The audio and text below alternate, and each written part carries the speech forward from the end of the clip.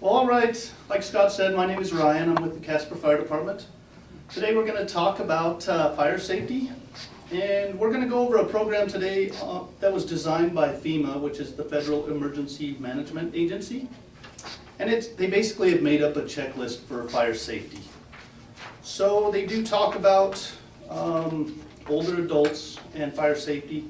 And it talks about people ages 65 and older are more than twice as likely to die in fires than the nation's population as a whole. And then they go on and it talks about people ages 85 and above are 4 times more likely to die in a fire. So we really want to get the message out that to have things basically fire safe in your home, and as well to have a plan to get out of your home in case there is a fire.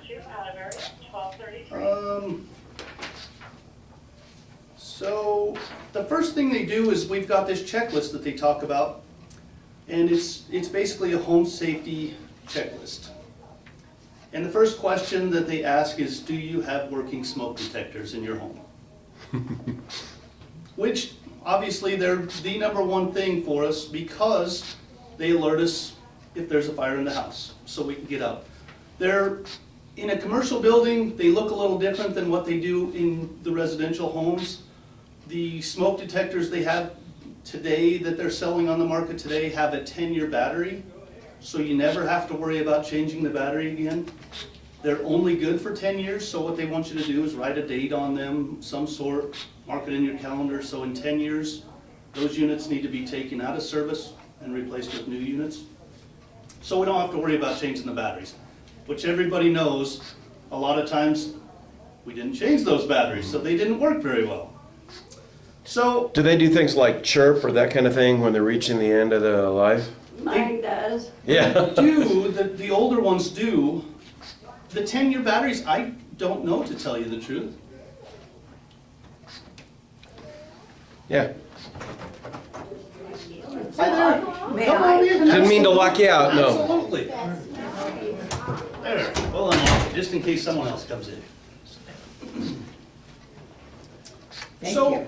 So the 10-year battery life, I'm not sure, they are fairly new, so I'm not sure if they do chirp when that battery starts going dead or low.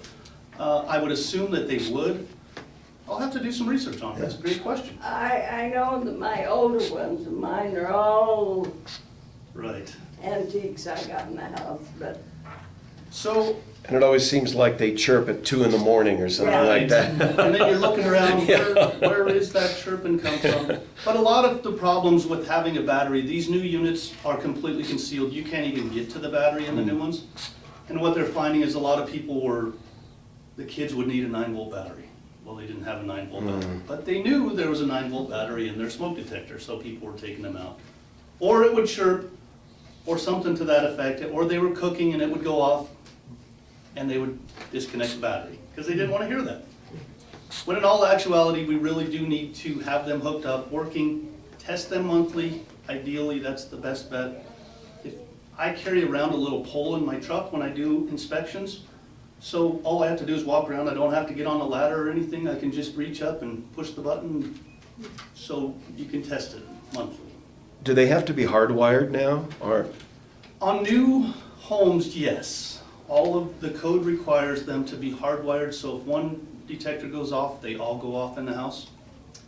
A lot of, and actually they're making, basically if your house was built before the code required that, there are detectors now that are wireless, so they talk to each other and you don't have to run the wiring in your house, so that they do go off. They are called interconnected still. that would be really, really helpful. Yes, so it's nice. The other part of a detector in your house, and it's a new requirement for daycares now, and this is just newly adopted, is that they are required to have carbon monoxide detectors in their homes. So anybody that has a licensed daycare now is required to have a carbon monoxide detector in their facility. And carbon monoxide detectors, everyone when they first came out would plug them in downstairs by their hot water heater or their furnace. because that's where the appliance is. Everybody thinks that's a good location to put it. When all actuality, carbon monoxide, if you do have a carbon monoxide leak in your home, if you have a cracked heat exchanger in your furnace, or if your pilot light goes out and it's just letting off gas, we want that carbon monoxide detector actually closer to the room you sleep in. Upstairs, typically next to your room, so that it wakes you up in the middle of the night if it goes off. Or in the middle of the day, because what will happen, carbon monoxide is very close to the same weight as air, so it dissipates all through the house. It's colorless, odorless, can't see it, can't smell it, so it's very dangerous. So that's why we wanted you to be alerted in case that there is any carbon monoxide problems. If it goes off, is the sound that the carbon monoxide detector makes, is that different from the smoke alarm? They're typically very close, but they do make combination detectors. But ideally, if one of them goes off, if you have a combination detector and you don't know if it's carbon monoxide or not, a lot of them will alert you carbon monoxide. Some of them talk to you. There's all kinds of different ones, but some of them have an actual display that will give you a readout of what kind of carbon monoxide levels you have. So if it goes off, what we would like you to do as the fire department is to leave your house, close all the doors, and call 911. And the reason we say to close all the doors is because a lot of people think we're gonna leave the door open and let all that stuff out. And it does, it lets it all out. But then we don't know what it was and what your readings were. Because what we'll do typically when we respond to a carbon monoxide release in the home is we go in, we have monitors, so we'll wear our masks if it's a high level. We'll walk in and we'll get a reading with our meter as well. And then we'll call the gas company. So where does carbon monoxide come from? Carbon monoxide is basically produced when you burn something. So it's a gas put off by just fuels, basically. So basically, your car puts out carbon monoxide when it's burning the fuel, the exhaust. There's carbon monoxide in that exhaust. When your furnace is burning the natural gas that's coming into it, it's producing carbon monoxide. And basically there's what they call a heat exchanger, and it makes all of that go up the flue and out the vent. If there's a crack in it, then that can escape and get into your house. And so I don't know if you've ever heard, if the gas company comes to your house and they look in your furnace, if there's a cracked heat exchanger, they red tag it and they turn the gas off to it. They will not let you even burn it. It doesn't matter if it's 30 below zero. They will not let you burn it because it's so dangerous. So basically, a campfire puts off carbon monoxide, but it's out in the open and it dissipates enough that it's not that harmful to you. Actually, obviously breathing the smoke is bad for you, but it's what a byproduct of burning some product, basically. It's the gases that it puts off. Well, if a smoke detector goes off, you know that it's a fire and you've got to get out. If it's the carbon monoxide detector that goes off, is it the same thing? I mean, do you have to get out right away, or? Yes. It actually is a very deadly gas. Because you don't know. I mean, you don't know you're breathing it. It's actually worse than a fire because you can see the smoke, you can see a fire. This stuff, you can't see it. You know, if you have high concentrations in your house, basically it's like a few breaths and you could die from it. So if there is something like that, and that's why we're stressing that, it's so important to have something like those detectors in your home. So it's good to have, and what we look for, there are a ton of them on the market. What we look for is the ones we recommend. They do have that digital readout. And again, it's got a button that you can press, do a test. It'll give you a peak level. But if you do have a release in your house, it does go off, it'll give us that peak reading. We know exactly, how much you were exposed to. And if you're exposed to high levels, ambulance will come, transport it to the hospital. and they'll do therapy. Typically, it's the hyperbaric thing that they do to try to get that CO out of your system. It binds to your blood in a way, and it overtakes the oxygen. So it's kind of getting more technical but it's bad, it's dangerous stuff. So if you can't smell it and you can't see it, you really have to trust your detector.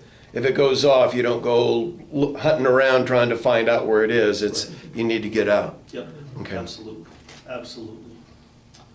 So then moving on our checklist, they talk about kitchens when you're cooking in the kitchen. And it asks, do you stay in the kitchen while you're frying, grilling, or broiling food? Does everybody stay in the kitchen when you're doing that stuff? No? I don't cook. Oh, oh, okay, you're safe then. So, one of the leading causes of fires is unattended cooking. In fact, I think last year it was the leading cause of fires in the United States, was unattended cooking.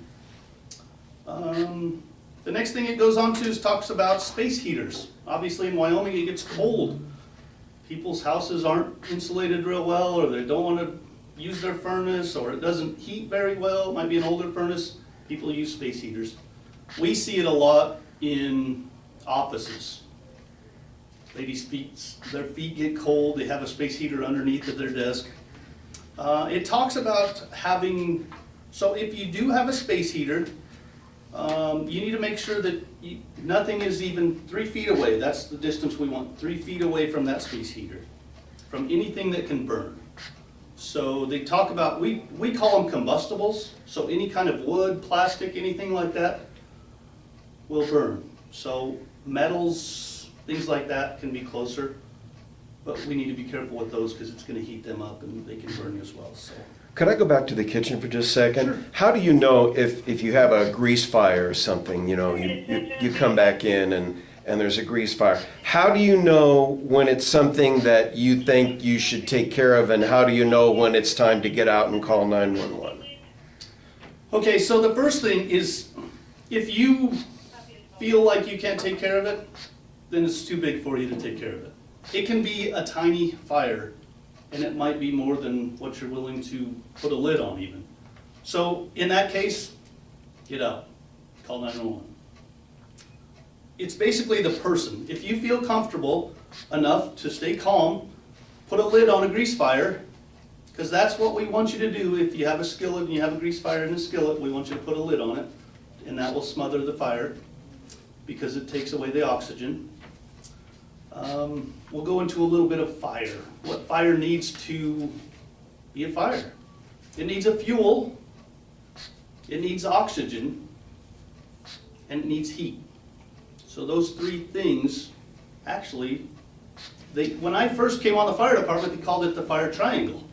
Now they have a fire tetrahedron. A tetra what? Tetrahedron. Can you believe that? They went from a triangle to a tetrahedron.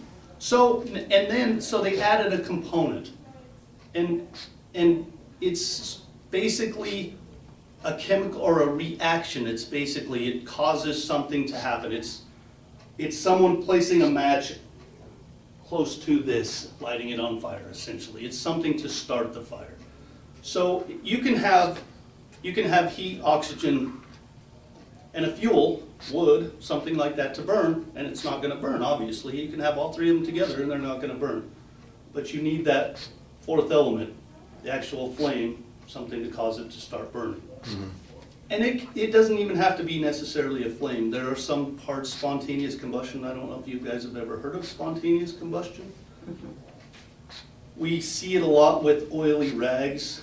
People doing their hardwood floors with like linseed oil, vegetable oils. Those oils, when they're compacted, they generate heat, large amounts of heat. So if you put them in a container, packed in tight, they will actually create enough heat that they'll actually spontaneously combust. Very dangerous.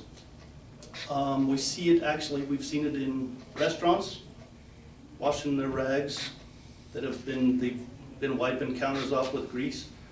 They wash them. You'd think washing them would help. Put them in the dryer, and they actually heat up enough that they will catch on fire. So, I've heard too that, that if you have a grease fire, you don't want to try and put flour on it or something like that. that's true. Is that right? You do not want to put water on it. That's Yeah. the number one thing, is we don't want you to pour water on it. Because what happens with grease and water don't mix, correct? Oil and water don't mix. So basically what happens with a grease fire, if it's in a pan on your stove and you throw water on it, all it does is spreads the fire across where that water is, because all the water does is basically makes it mobile now. It's moving it in different directions, all over the place. So, and it'll splatter, it's bad, it's dangerous. Flour, we say the best thing you can do is to take the lid and smother it. Mother. That's the best thing you can do. Or if you don't have a lid around, the fire extinguishers, if it's a small fire, you can use a fire extinguisher to put it out as well. So, and they have like a chemical in there that's like a dry powder. So, and that's why you can use those. And that smothers it too, right? Correct. Yeah, okay. And they take away that oxygen. But basically the size, what we say to most people is a small trash can, if you're going to even use a fire extinguisher to fight a fire in your home, is just a small trash can fire is the only size fire we say to fight. Make sure you have your back to a door, to the outside, and if you can fight the fire and make sure that you have your back to the door so that you can get out in case you don't get the fire completely put out. If you do have a fire in your house and you do put it out with a fire extinguisher, make sure and call the fire department. We'll come out, make sure everything's out. We've been on numerous fires where someone thinks that they put a fire out, had a little fire in their house, they didn't get it completely put out, and it actually starts again, and they have a worse fire than the second time. It's always worse than the second time. The other next thing on our checklist is, are all electrical cords in good condition? So we want to make sure that anything that's plugged into an outlet, that the cord's in good condition. We've all seen those cords where your kids come along and pull them out of the wall from a foot back and it pulls that cord out. We don't want any of that, those exposed wires basically. So the other thing with electrical, and we see it a lot in our inspections on commercial buildings, schools, I know it's terrible in schools too, but there's not enough outlets in any building these days. Everything that we have, the younger generation loves to plug everything in. They have phones, they have iPads, computers, everything they use, we plug in. So there's not enough outlets. So people start plugging in those adapters that have 3 plugs that you can plug into. Those are not actually rated to be plugged, have 3 things plugged into them.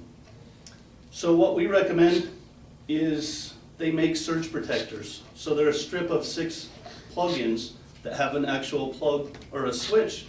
And if something goes wrong with that surge protector, it will actually trip a breaker and it turns the whole thing off, so that whole bank goes off.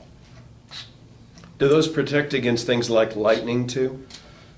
Well, they will trip if there's a lightning strike, but lightning's so powerful, it essentially, we've seen them actually like start fires in homes. They'll like blow outlets completely out of the wall. I mean, that stuff's crazy. And it travels all over the place.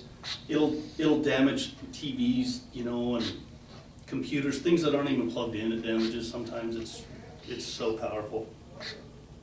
So, okay, moving on to our next checklist item. Do you know 2 ways out of every room in your home? That's a hard one sometimes, isn't it? The window. Sometimes it might be. It's not if you're claustrophobia. Yeah, that's true. That is very true. So that's something to think about, because what we try to do with being able to get out of the house is sometimes the fire might be by the door or on the opposite side of the door and you can't go through that door. So you might have to maybe go through a window, potentially. And there's alternatives if you can't, you know, if you have a phone. Most people have cell phones these days. A lot of times, if there's a phone in that room, you can call and let the dispatchers know that there's someone in that house if it's on fire, because it's gonna change a little bit as to how we respond.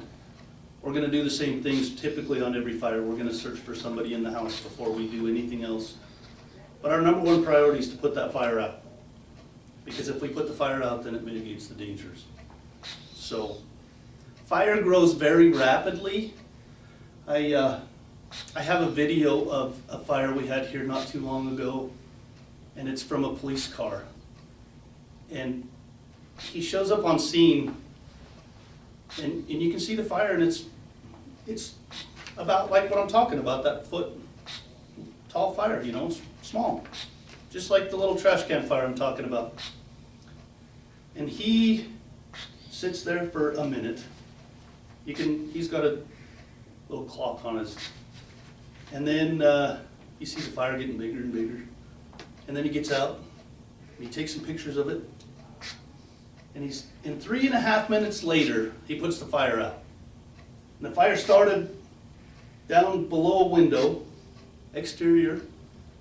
And by the time he put the fire out, it had grown to the dimension of the window and all the way probably a foot above the window in 3 minutes.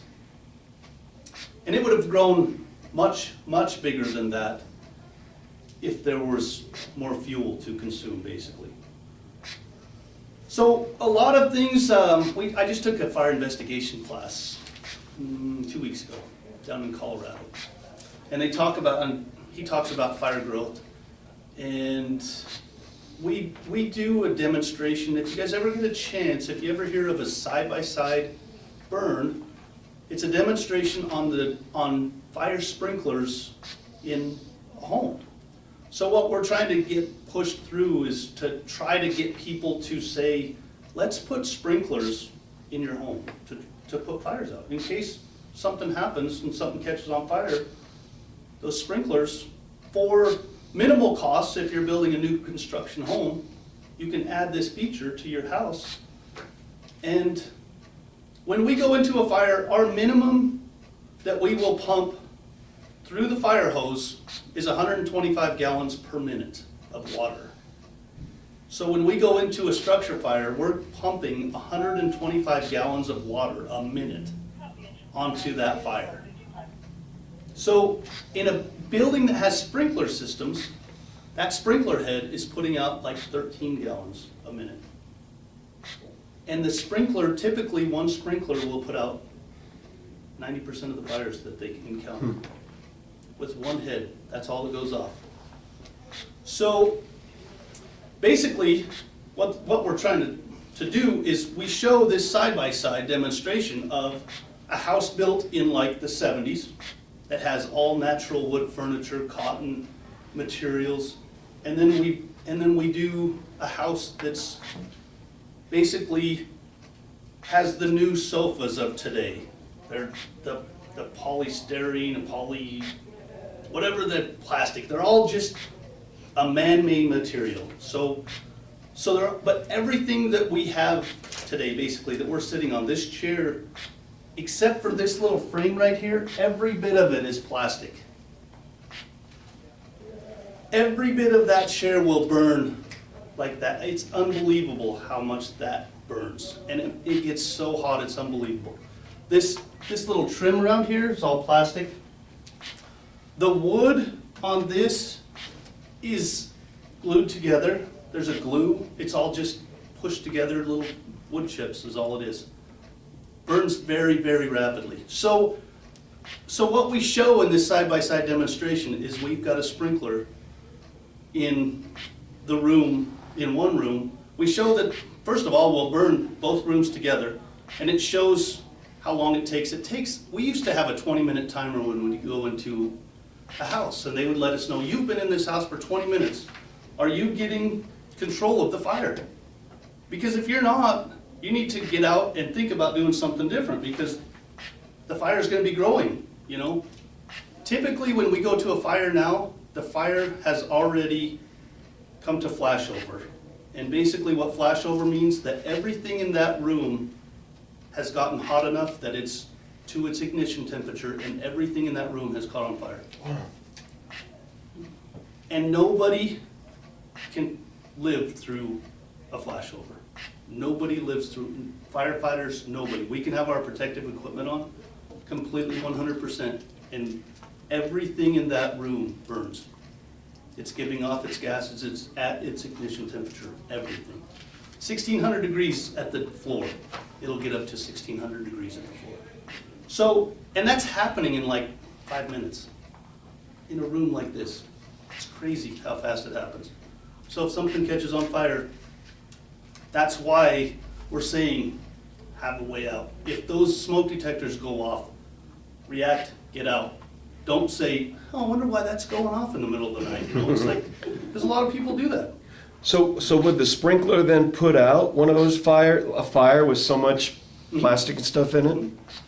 And what they do, if it doesn't, if it keeps growing, then there's another sprinkler head that will go off if it keeps growing and growing. And it gives us time then to get there, and the fire department can get there, and if we need to put more water on it, we can. But yeah, it gives that so much more ability. If we put a fire out, it's essentially the same concept of using a fire extinguisher for a person. If we can get that fire put out when it's this tall, rather than when it's the whole chair burning, it's much easier to put that fire out. So when we start pouring water, as soon as those sprinklers have little glass bulbs in them, and they have different temperatures. So like these sprinklers right here are red, so 135 degrees, that sprinkler head is, that little bulb inside there is going to burst.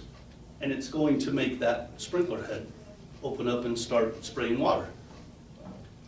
If the fire grows from here, and say that chair's burning, and that sprinkler head goes off and it doesn't put it out, and it actually gets this chair over here started, and that pattern, and it'll overlap with that one. So if the pattern doesn't put that chair out and it catches that chair on fire and that chair on fire, then it's gonna get up to 135 degrees on this sprinkler head over here, and that one will pop, and you'll have two sprinkler heads going off. Then it'll follow, same thing over here, then over here, and this whole room has great coverage. And if the room gets more involved, then all four of these sprinkler heads are gonna be going off. But like I said, like 95%, 90-some% of the fires, that one sprinkler head is going to put the fire out because it's such low heat. 135 degrees, flashover occurs. Typically those heats, the gases that are heating up, it takes a while for those gases to heat up. And that's going off at 135 degrees. So it's going to put that fire out much faster than letting it get that big, basically. And contain it. Right. And so we do have different temperature sprinkler heads, different gallonages of sprinkler heads also. They'll put out more water. If it's like Denver mattress or something like that, say, where they have huge fire loads, you know, like a mattresses catch on fire or something like that. So that, we'll look at that in our office basically when they're building something, and we'll say, no, you need a bigger sprinkler head, or the designers will do it. And they talk about that stuff as well, so.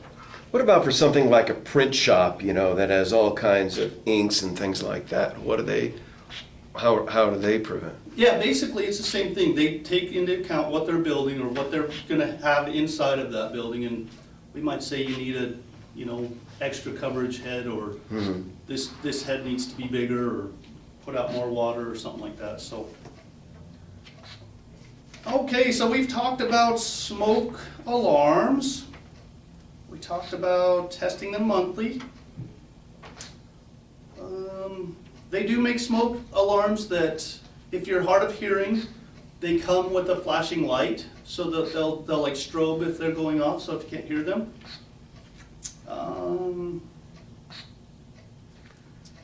They talk about not putting smoke detectors in the kitchens, obviously, for cooking. So we don't want to do that. The next thing we want to talk about, and I was talking to Scott about this earlier, I think the last 2 fires I was on that I had to go investigate were actually caused by cigarettes, discarded cigarette butts. And people don't realize that potted plants, they use potting soil. Potting soil is very flammable. So people think that it's like an ashtray. You put those cigarette butts out. So people will walk by and they didn't put them out completely, so they'll drop them in that planter, and then those cigarette butts sit and smolder, and with it being as dry as it is out this year, with the way the wind blows in Casper, that oxygen piece, it really adds to the oxygen of those. So they sit and smolder, and they will catch on fire. We've had, People, oh, go ahead. people that go outside here to smoke, where do they put their cigarette There butts? is an actual device, if you look when you leave today, But they don't use it. I know, you're right, there's a canister, and it's got a really narrow tube that comes up and there's a hole in it. Oh. And in the bottom of it is sand. So what they do is they put that in there and they drop it Supposed in to. there, and the sand won't burn. It's like going into a grocery store or whatever, they got them right there. Yep. Cigarette butts right there by the door. Yep. How long does it take that cigarette butt to smolder to actually ignite? It depends. Laboratory studies, they have conducted numerous studies in laboratories, and they state that it can be anywhere from 2 hours to an infinite amount of time. So it could sit in there and smolder for days. Wow. But that's just like they're driving down the road and they put their hand out and flip the ash out the window. Yep. Yep. Scary stuff. So, yeah, we really talk about that with, we've seen them on decks. We've had numerous fires. Looking over here at the rec center, against the building, there's a whole bunch of dead leaves that are up against the building, and that happens in the wintertime. People, it snows, people forget about those leaves. They go out on their deck and smoke, and then they flick the cigarette butt down into the leaves, go back inside, and next thing you know, they have a fire on their deck. So very dangerous. A person that uses oxygen Oh, is, we talked about fire, what it needs, right? Fuel and heat. And you've got a large component of what it needs. So in the fire service, we call it an oxidizer. Oxygen enriches a fire and makes it burn hotter. If you add more oxygen to a fire, it burns hotter. So a person using oxygen, that oxygen actually is saturating his clothes right now. It's actually in his hair. It's actually, he's more flammable than you are, or I am, because he has this oxygen that he's using to help him breathe. So we want to make sure that people that use oxygen, make sure that you don't smoke. If you do smoke, make sure you take off your oxygen and have had it off for a period of time, and don't smoke inside. Because what Don't it does smoke. also inside is, Barb doesn't smoke. it will get in, actually like a couch or furniture, it'll actually like penetrate into those also. So it gives it an oxygen enriched environment, so it's very dangerous. So even like lighting like a barbecue grill or something like that, just, it's something to be aware of, you know, because it is so dangerous. So that's why when you blow on the coals, they get ready. Fans the fire. That's like going into the casinos, you sit there right by somebody that's got oxygen and 9 times out of 10, you got somebody smoking on both sides of them. Well, I can tell you, a lot of times those people that are on oxygen are smoking themselves. That's Then right. stay out of the casino. Jeez. Yeah, I've never noticed that before, because I've never been in a... Ask Missy about going to the casino, 'cause she kind of likes that stuff. We'll remember. That's his wife who's gonna be with us next week.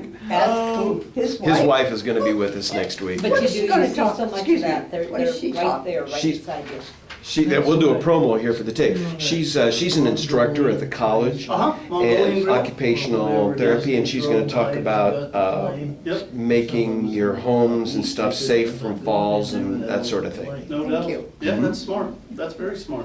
What if you black out? What was that? Maybe we'll ask her. Cafe, restaurant, whatever, where they got the open flame and they throw knives and so on, whatever the name of it is. Where is that? Somewhere here in town.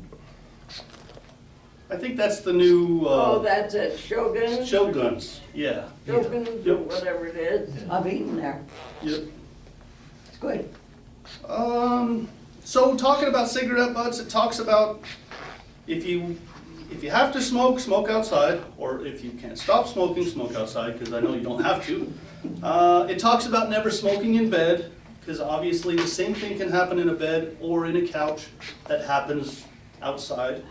And never to smoke while you're under the influence of either alcohol or medications. Talks about using a deep, sturdy ashtray. And then if somebody is over at your house maybe and they are smoking, to check to make sure that there are no cigarette butts that they've dropped or the ashes basically from a cigarette. It talks about never using or never smoking with medical oxygen. And then talks about keeping them out of the reach of children, which obviously, that's very important. We have talked about the cooking part. So heating your home, it talks a lot about fireplaces. Same thing with the fireplace. We want to make sure it has a cover. It's a spark arrestor is what we call them basically. So if it pops, if it's burning real wood, if it pops, it won't let that spark fly out into your living room. A lot of them nowadays are closed. They actually have a door on them and you can just close them. They have a lot of pellet stoves that you don't ever have to open up. If you do use either pellet stoves or wood burning stoves, the ashes are hot for a long period of time.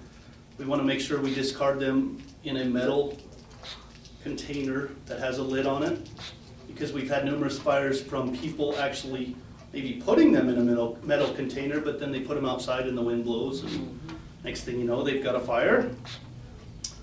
If you ever have any problems with any of your heating equipment, you need to call a qualified person to take care of it, any maintenance or anything if anything's going wrong with it. They talk about your hot water heater, not setting your hot water heater too hot to prevent scalds.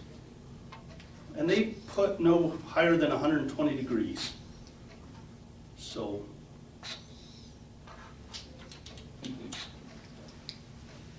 I have kind of a general question. What sort of services does the Casper Fire Department provide? You'll just do?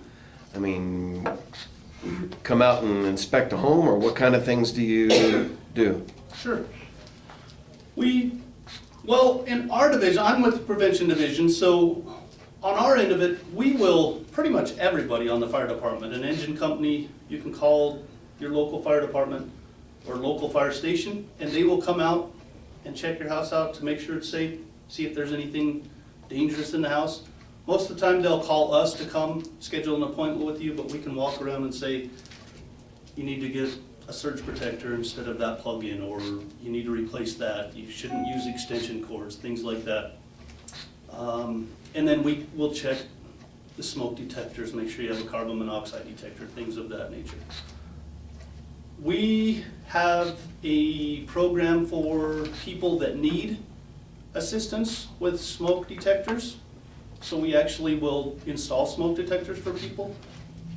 If people need help with their smoke detectors, they can't check it, or they need the battery replaced, we'll come and take care of that for you. Everything that we do basically is free service. Excellent. Well, thank you. Sure. Gosh. Things you didn't realize. Yes. Mm. Anybody with any questions, anything like that before? I remember you said last time you came, it was in December, we were talking before Christmas, and I remember said that I always recall growing up that my dad always used to burn our Christmas tree in the fireplace. Oh, And you say that's probably not the best idea. That's bad. where did you live? In California. That's why they have all those fires. Why, they're so dry now, Yeah, right? exactly. And what department are you with, sir? Casper Fire Department? Yes, but what do you do? Oh, I'm actually in the prevention division. Prevention. Yes. So we do inspections of commercial buildings. We do. Do you come in here and inspect these Uh-huh. places? Yep. We spend a lot of time in this Yes, place. you do. Yes, we do. So, yes, yep. And then we'll do like new businesses, we'll do all the plan reviews for the new businesses. Make sure they're safe to occupy, Mm. so. Yep, And you do that for charge or for free? we do everything for free. Wow. We don't charge a thing. Wow. How do you beat that? I don't know. Who pays you? Well, We all do. yeah, actually you do. But, yeah, it's taxes, it's taxes. Okay. But I will tell you, you live in a very, very good city. They have a very well-run city government. It's amazing, actually, because some of the other cities, actually, with downturn in the economy, I mean, they have a hard time getting by. Mhm. And the city of Casper has done very well, Very taking well. care of their Good. city government, not being frugal with their money. It's like they've been very Good. frugal, you know. But you got some of them where the fire departments are just volunteer. Yep, yep, yep, that's true. You need volunteers? We don't have volunteers on the city of Casper, Mhm. but there are numerous agencies around, Evansville, Mills, Barnum, the Mountain. There are numerous actual agencies that have volunteers, so, Oh, yep, and they're trained? they are, actually, yes, yep. We actually trained with Evansville quite a bit when I was at Station 5, the one on 15th and Beverly, or 15th and Carriage, I'm sorry. So we would actually train with them as well, so, yeah. 15th and what street? Carriage. The one closest to Wyoming Boulevard on 15th. You know where the water tower is, across from Quail Run? Mhm. There's a fire station up there, Mhm. so, Mhm. yep. They're the ones that help save us butts too. Is that right? I see, well, good. I don't think it was you, but mhm. I see. Any other questions or anything for Ryan? No. Thank you so All right, much. thank you. Thank you.